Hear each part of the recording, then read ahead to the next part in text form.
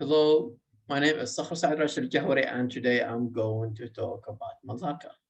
It's all started in settling back 751 years ago, to be exact, in the year 1262, when Barasarawara founded Malacca in the 14th century.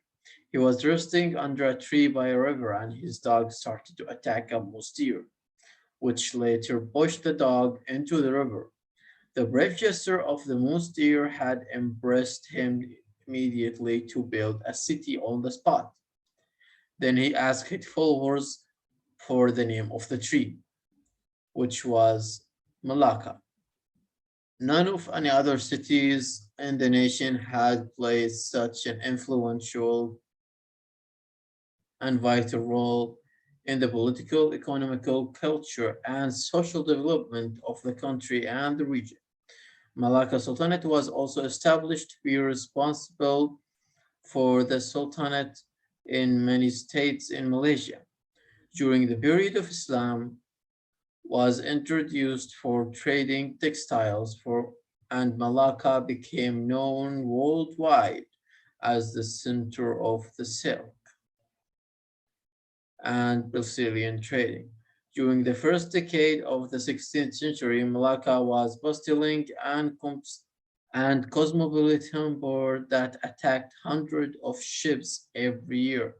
Malaysia gained its independence on the 31st of August 1957, when the first Prime Minister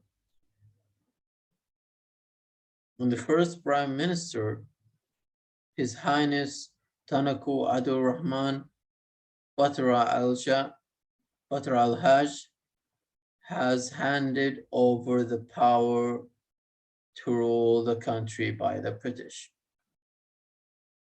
After the independence, Cornell building built by British in Malacca, which was known as Malacca Club, was opened to the public after being used by the British upper class as their place for social activities. Exactly 38 years later, the same building was turned into the Proclamation Independence Memorial Place. One of the sites in Malacca which is famous is Malacca Maritime Museum. The Maritime Museum of Malacca is located ahead of the Sathirsi. It is exactly opposite of the Maiden Samudira, which is handcrafted and local building.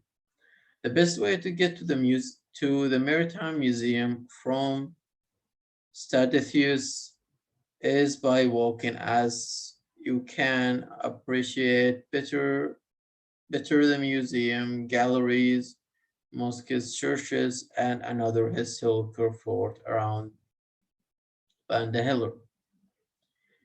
The Museum, or the Flor de Lamar, is a replica of the Portuguese ship which sank in the coast of Malacca while on its way to Portugal.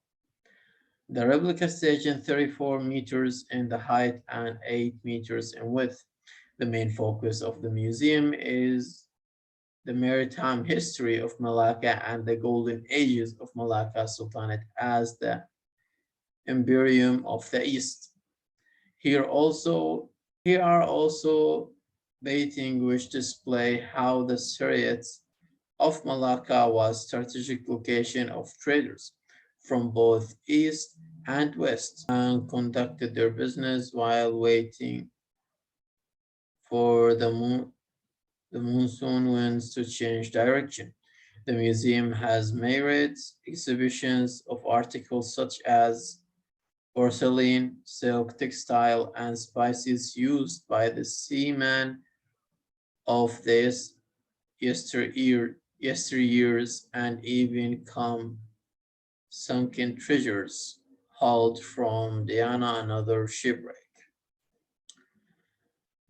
Other than exhibitions on the history of Malacan maritime, the museum also showcased the different eras that Malacca has gone through, starting from Malacca Sultanate era to the Portuguese era, the Dutch era, and ending with the British era, of course.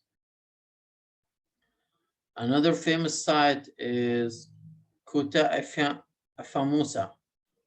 It was built in 1511.